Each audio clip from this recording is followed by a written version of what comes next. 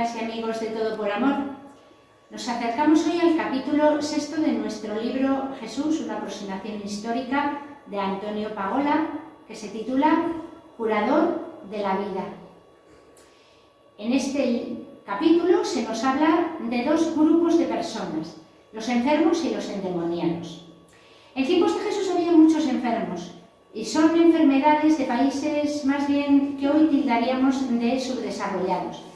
Son enfermedades que están relacionadas con los ojos y con el corazón, y eso provoca que la persona no pueda pensar, que tenga las emociones alteradas. O son enfermedades que están relacionadas con la boca y los oídos, y eso provoca en el enfermo unas dificultades para la comunicación. O son enfermedades relacionadas con las manos y pies, y aquí la actividad de la persona queda muy disminuida, cuando no anulada por completo. Y también aparecen en el Evangelio enfermedades relacionadas con la piel que condenaban a los enfermos a vivir en la soledad porque estaban reprobados por la sociedad. Todos estos enfermos no tienen vida plena, que es lo que Jesús quiere venir a traer. Se los retira de la vida y en muchos casos se los abandona. La enfermedad es vivida en tiempos de Jesús como una auténtica maldición de Dios. Dios nos ha abandonado porque la salud no nos acompaña y es uno de los sectores más marginados de la sociedad. Junto con los enfermos están también los endemoniados. ¿Qué se entiende por endemoniados en la Biblia? Pues son personas que están sometidas a un poder maligno y un poder desconocido, un poder que es irracional, que les atormenta, que no les deja defenderse, no pueden contra eso. ¿Y qué poderes son estos? Pues además de los posibles endemoniados con demonios incluidos, pueden estar la opresión de Roma, que es un auténtico poder maléfico contra el que no se puede mover. Puede estar el poder malvado de la sociedad patriarcal y machista en la que vivían. Pueden ser también los demonios de la violencia y del hambre que tan habitual era en aquellos contextos. A Dios les preocupa el sufrimiento de la gente, a Dios le preocupan los desgraciados, porque Dios es un Dios que salva. Y se busca que estas personas sientan la bendición de Dios y se sientan amados por Dios, no en vano, son sus hijos queridos. Jesús va a actuar con ellos porque quiere potenciar la vida abundante, quiere darles esa fuerza sanadora que viene de Dios. Jesús no actúa para que le vean y quedar bien, para tener más poder, actúa porque así actúa Dios, porque Dios se mueve por un amor compasivo. Es otra forma de anunciar el reino de Dios. Establece una relación nueva con el enfermo para que éste pueda sanar y vivir con dignidad y confianza. Jesús tiene su propio estilo de curar, no era como los médicos de entonces que sacaban el dinero y que muchas veces dejaban al enfermo en la misma situación que estaba. Jesús curaba con la fuerza de sus manos, con la potencia de sus palabras, sobre todo con el encuentro con el enfermo, con tocar al enfermo, poner sus manos y sanarle. Lo único que pide Jesús es fe. Fe en un Dios que se acerca, acoge, perdona, cura, porque quiere establecer una nueva fraternidad, quiere recuperar al enfermo para devolverle a una sociedad sana y establecer con ellos una comunidad fraterna.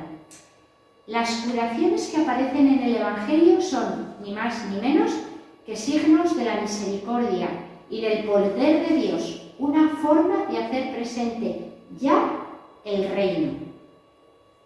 En el capítulo 7 de nuestro libro se titula Defensor de los últimos. Entre aquella gente de Galilea, de economías de subsistencia, había muchos campesinos que difícilmente llegaban a fin de mes. Pero es que luego había otro montón de gente que vivían en la miseria y en el hambre. Estaban formados por jornaleros, gente que se tenía que contratar para otros trabajos porque no tenía medios de subsistencia. Estaban también los mendigos, los vagabundos, las prostitutas, los bandoleros e incluso los morosos. Casi todos eran no solo pobres, sino paupérrimos. Y habían llegado a esa situación porque en algún momento o les había fallado la salud, o les había fallado las tierras, o les había fallado una cosecha. En todos los casos son víctimas de abusos y atropellos del poder. Son los últimos de la sociedad con los que nadie cuenta y con los que nadie quiere. También había indigentes, gente que no solo no tenía bienes, sino que no tenían dignidad, porque vivían en la impureza ritual. Estos eran menos todavía que los anteriores. Y además, también estaban los pecadores, que aunque algunos de ellos no eran pobres de solemnidad, sí que estaban apartados de la sociedad porque a los pecadores Dios no los quería. Si encima eran publicanos, a esto de pecadores se les añadían ladrones. En todos los casos estamos hablando de gente que en la sociedad es rechazada y no cuenta. Jesús vive como un profeta itinerante. Dicho de otra manera, Jesús vive como uno de estos jornaleros, mendigos, vagabundos, prostitutas, morosos, bandoleros, indigentes y pecadores. Jesús no tiene dónde reclinar la cabeza y no paga impuestos porque no recibe ninguna compensación económica de ningún modo. Jesús es otro de los excluidos. Vivir con estos excluidos en la sociedad es otra forma de anunciar el reino. Jesús se identifica y sufre con ellos porque quiere hacerles llegar allí la misericordia y la bondad de un Padre bueno que hace salir el sol sobre justos y sobre injustos. La mirada de Jesús sobre estos pobres y su identificación con ellos desenmascara lo que hay de mentira, de falsedad, de atropello, de burla en aquella sociedad. Jesús se dirige a estos pobres con un lenguaje completamente nuevo. Les llama bienaventurados. ¿Y eso cómo podía ser? Llama mucho la atención.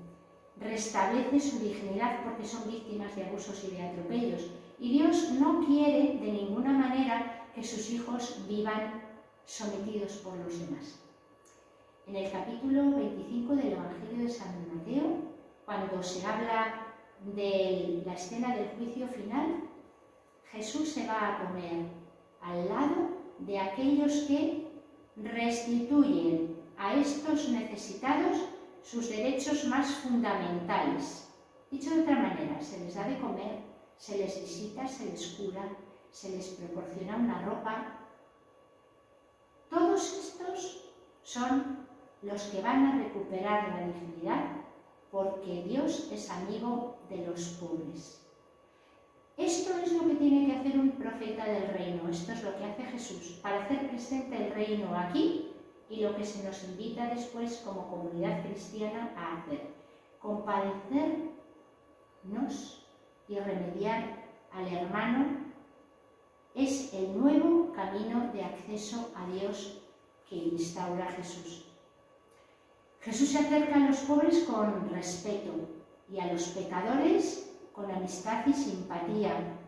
Así todos se pueden abrir a la misericordia de Dios.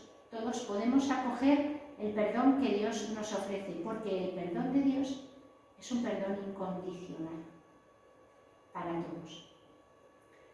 De esta manera Jesús establece una nueva actitud en la sociedad. Es un reino nuevo, un reino donde la compasión y la acogida y la hospitalidad que abraza restituyen la dignidad e integran a la comunidad aquellos hijos de Dios que antes estaban perdidos. Jesús a estos pobres invita a la mesa. Todos son invitados al banquete, especialmente estos. Y es una mesa que no es una mesa, es un festín, donde la abundancia de los manjares y la alegría convoca a la fraternidad. El capítulo 8 de nuestro libro se titula Amigo de la mujer. Y es que si los endemoniados y los enfermos y las prostitutas y los ladrones y los pecadores estaban mal vistos en la sociedad, la mujer no contaba nada en la sociedad. No vamos a hablar aquí de los estereotipos que había sobre la mujer porque muchos de ellos los seguimos viviendo nosotras hoy, mujeres del siglo XXI. Pero vamos, que lo que a veces escuchamos era lo que vivían aquellas mujeres del siglo I, contemporáneas de Jesús, agravado muchísimo más. Jesús, a diferencia de todos los maestros y de todos los rabinos de la época, admite en su grupo a mujeres. no solo las admite, sino que conoce muy bien el mundo de las mujeres. Para ellas es la parábola de los lirios del campo, porque las ha visto hilar, las ha visto tejer vestidos. Para ellas es la levadura que se mete en una masa de harina. Para ellas es la moneda que se pierde. Las mujeres escuchan a Jesús y se unen a su grupo. Jesús nunca las rechaza. Acompañan a Jesús en todo su camino. Muchas de ellas le ayudan con sus bienes, o le cobijan en su casa, o le acompañan en momentos de más dificultad. Estas mujeres son para Jesús amigas, muy amigas. Se deja tocar por ellas, las escucha e incluso se deja convencer. Hay una siriofenicia por ahí que le convence a Jesús para que cure a su hija. Las mujeres acompañan a Jesús y participan en su banquete. Son invitadas a la mesa como los demás y son puestas como ejemplo. Aquella viuda pequeñita que echó aquella moneda pequeñita y que parece que nadie ve, Jesús sí la pone de ejemplo. Y como esta, muchos más. Restituye a la mujer, le da su papel dentro de la sociedad y son testigos privilegiados de su resurrección. Las mujeres entran en el reino desde el servicio, la entrega y la fidelidad, y así son puestas como ejemplo por Jesús. Si al principio Dios los creó hombre y mujer, y así aparecen en la primera página del Génesis, así están invitados hombre y mujer al banquete del reino, porque Dios quiere que todos los hombres y mujeres se salven y lleguen al conocimiento de la verdad. Y en nuestro provocar el encuentro, ¿qué? Pues podemos encontrarnos con un endemoniado como el de Gerasa y observar qué hace Jesús allí. También podemos acercarnos al texto de la pecadora y observar a Jesús allí. O también podemos escuchar los nombres de las discípulas que acompañaban a Jesús y escuchar nuestro nombre allí. Y desde ahí podemos echar una mirada a los periódicos y a los medios de comunicación de nuestra sociedad, y a las calles de los lugares donde vivimos. ¿Dónde están los pobres, los pecadores? ¿Cómo aparecen los enfermos? ¿Qué se dice de las mujeres? O podemos preguntarnos también, ¿yo soy uno de esos profetas itinerantes pobres como Jesús? Y con ánimo animoso,